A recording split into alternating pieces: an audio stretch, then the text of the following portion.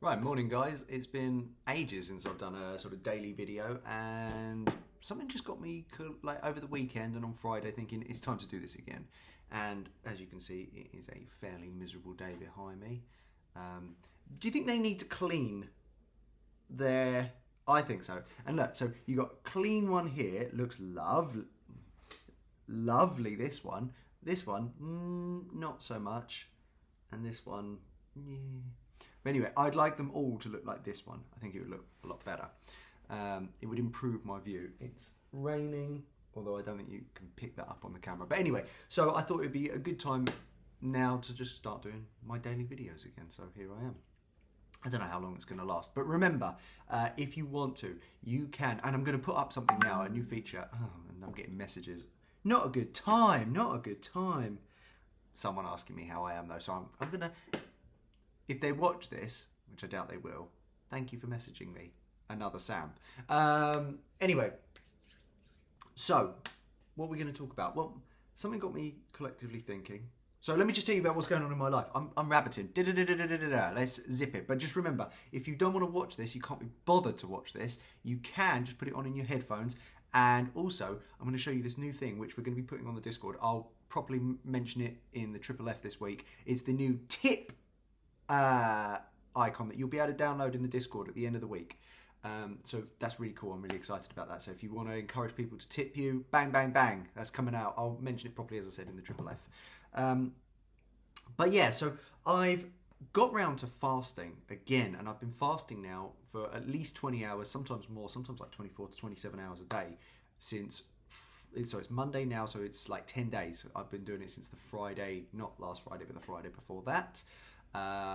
So I've been fasting, and then when I finally break my fast, no carbs. So meat, eggs, cheese. So I'm allowed fats, I'm allowed high protein, but no carbs, no sugar. I'm trying to get myself down to weight. So basically, I've got a trip to France, which I'm going up into the mountains to my friends. He's got a cabin that we're staying in. So that's December 24th to January 3rd. However, they've just announced, so I booked my tickets, and then a day later, they announced that the UK border control are going to be going on strike over that time period. So it's putting the whole thing in jeopardy. Fuming. But yeah, so I saw something the other day, and I wanted to play it, and I sort of kind of wanted to talk through it, because I think it's so important. I think it's so... like of our era, and we're all social mediaites here. We're all trying to build our social media sides, our platforms and our voices, etc.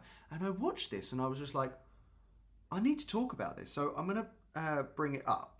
And it's of, what's his name? Carter. Not Aaron. Is it Aaron Carter? The younger Carter brother who recently committed suicide. I'm not going to get into the political side of things or the conspiratorial side of things, which I've looked at, and it's just not for me to comment on, about whether he committed suicide or someone killed him, because I can see both sides, and it seems to me like he's a little bit on edge. But equally, when someone says I'm not committing suicide and then dies not long after and goes through the trauma that he went through, and we're going to talk about that, and I just want to give my thoughts on it. So I'll hit play now, and you guys... I go on my Twitter and I see people saying, you look like you have AIDS, you should go die. I don't understand how I dedicated 22 years of my life to my fans, and now they turn on me. So before we go any further, right, two things in that video that I just like... Yeah, one of the sad things is he does look like he's very ill. I'm not, like, people have directly said, you look like you've got AIDS, and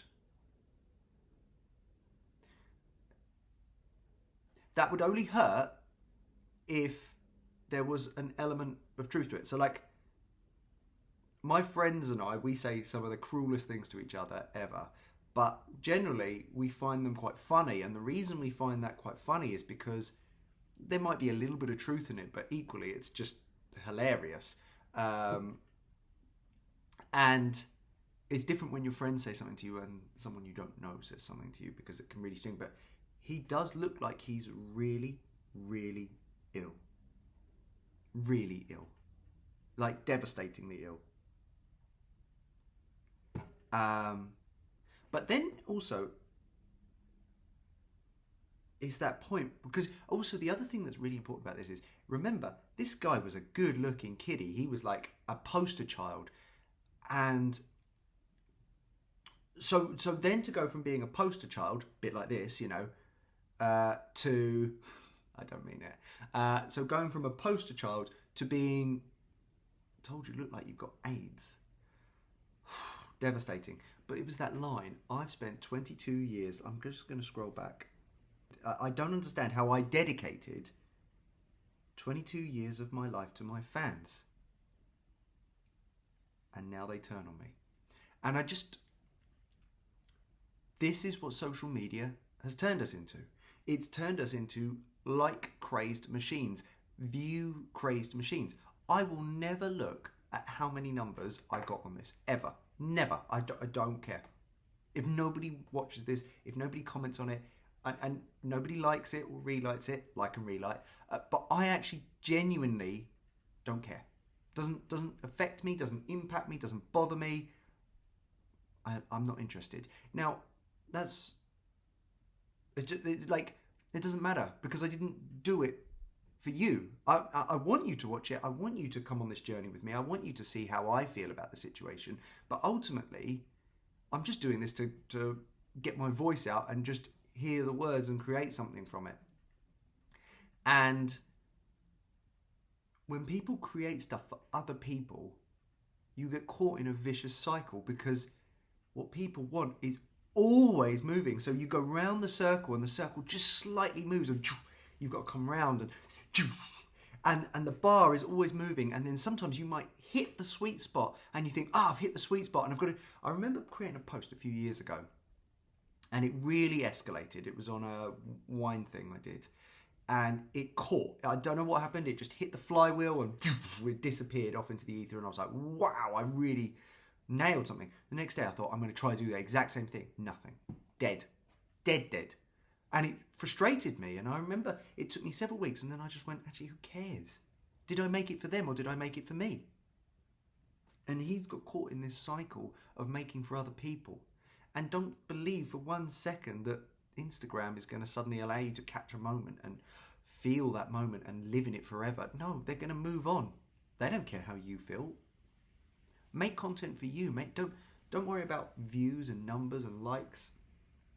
When you make content for you, then go find other people that are in your sphere, and you're most likely to find people who will continue to enjoy your content.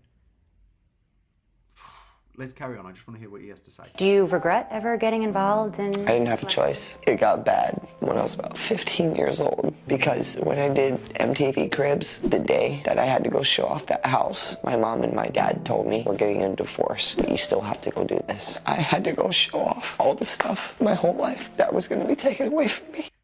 Okay. And that's the bit that I found particularly brutal. He, as a 15-year-old, unable to rationalise out the scenario, was told, boom, your life has just been blown up. Now go show off your life and tell everyone how great it is. And I personally think there's a number of things that should be held accountable here. Firstly, his parents. I mean, seriously. What the hell? That is a narcissistic set of parents. Totally narcissistic. If MTV knew about it, they should have pulled the plug and gone, no.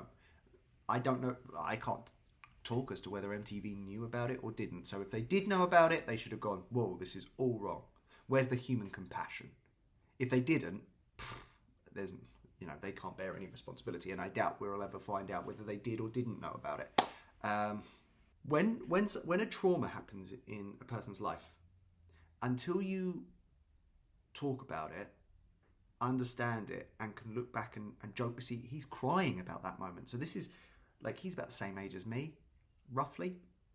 So it's 20 years later, 20, maybe more than 20 years later. And he's still crying about that moment. He has been held as a 15-year-old boy in a trauma. His life has not grown at all. He's stuck, or was stuck, unfortunately. Sorry. He is stuck in that moment. When you have a trauma and you don't rationalize it and understand it and move on and grow from it, you cannot grow up. That is the age that you are stuck at forever. Like, you could get all the way to 80 if you haven't rationalized out that trauma. And so if you're going through something and you're looking at a situation and you've got some trauma from years past and you still look back at it with bitterness or anger or pain or hurt or any of those emotions, you haven't moved on, but your life is stuck in that moment. It's impossible to grow from it. And you'll know if you've gone past it, if you can look back at it and smile about it. Be grateful for it, because you'll go, I needed that, because actually I hadn't grown up, I hadn't matured, and now I can look back on it and mature from it. He got stuck there and never rationalized it out. It probably contributes to why he does look like he's ill. It's eaten him inside. His soul has been corrupted and beaten by that moment. And yes, his parents are at fault 100%. If that is how events went down, I wasn't there, I wasn't present, I have to take his word for it. But his soul has been corrupted in a moment, and he has forever. It's his timeline. His timeline should have been this, and it's split off. And we all have these moments where we split off what should have been our timeline. And once we're here, unless we come back down to it, and back to our normal timeline, we are forever on this divergent timeline where we're beaten, and we stay at whatever age it was, because we can't grow and mature, because every day our head is cycling back to this bad moment, and we're stuck as, for him, a 15-year-old boy in a 30-year-old man's body, dealing with 30-year-old man's problems, but with the brain of a 15-year-old. That's what's happened to him, and it happens to all of us. That's why it's so important, when you have a trauma or a shock, deal with it straight away. If you're guilty of something, deal with it straight away. If you've wronged someone, deal with it straight away. You like, all the little pieces compound and move and like push you further away from your timeline. And the further you splinter away from that, what should have been your timeline, the more trouble you're in. And so do everything you can to resolve the issues you have. Now, just to be clear, I am no therapist. I am no, I cannot give you, I'm not trained. I just know from my personal experience, I've been through traumas, I've been through bad things, and some really bad things. I've been through some horrible things in my life. I happen to be someone who doesn't hold on to bitterness. That may just be genetic. It may be a bit of luck that I've come across in my life that, for me, it could be my parents, it could be the way I was raised. Who knows? Either way, I'm very good at dealing with my problems in the moment or very quickly after. And then letting go of stuff. That doesn't mean I'm perfect at it, and I still carry with me issues on my shoulders. But my piece of advice is, don't do that.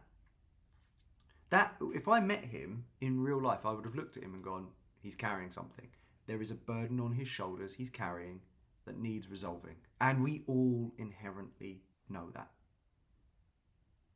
Anyway, so that's my thing. And I'm going to keep talking about what I see on social media, because I keep, every single day now, I've been doing this thing where I don't go on social media in the morning, so I just ignore it. It doesn't exist. I don't want to know about it.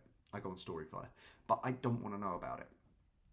But whenever I do, I see hurt and pain from people, and I think, you're projecting that hurt and pain out in the world, hoping that the world can fix it. They can't. They cannot fix it. It's not physically possible. The only person who can fix it is you. Like, your pain is only fixable by you as a person. No one else can fix it. That doesn't mean you shouldn't have therapy or etc, etc, etc. I'm not, definitely, if that's what's needed, do it. But only you can talk it through and get yourself across the bridge from the pain side to the acceptance side and go, actually, this helped build me. You've got to find positives in your pain that have helped you to grow as an individual and make you stronger as an individual. And when you find that, you go, oh, this all makes sense. This all makes sense. it's made me a better person. And now I can see someone who's going through the same thing, and I'm going to strengthen them. Here's the worst bit. It's 15 minutes. This video is a long one. When you get caught in that horrible moment of negativity, if you don't get to the bit of acceptance and dirty nails, and you build from it, and you get to this location over here where you're back on your timeline, everything's accepting, and you come across someone else who's really gross, my nails, aren't they? Shouldn't be looking at yourself. I could edit it out, but you see, this is how little I care. So this moment here, if you're stuck there and you find someone else in that moment, you'll feast on each other. You'll feast on each other's pain. You'll grow. You'll make sure the other person's feeling what you feel. Whereas when you're on the positive side, you go, right, I know how to deal with this, and I'm going to help you. I'm going to help you get through this moment. And I know what worked for me. I don't know that it'll work for you, but I do know that if you take this step and that step and you come to a point of acceptance, you can continue to grow as a human. And so that's why it's so important to do that. Otherwise, you end up feasting on each other's pain and making things worse and accelerating it and going on an even further arc away from what your timeline in life should have been. Get back to the timeline. Get back to it. Anyway, that's my ramblings for today. It's a long video, but I hope this benefited you in some way. And if you are going through something, think about it. Talk it through. Write it down. Write down exactly what's causing you the pain and the hurt. And then write down what you think will help you move on from it. What will help you? Not what another person can do for you, but what you can do for you to move on. Meditate on it. Think. Slow down. Breathe. Feel a calmness. What could you take from it that's a positive? That's my advice. Anyway, guys, that's my video today. And I'm going to try and post shorter ones on the regular. Just analysing what's going on social media. Have a good day. And a bye.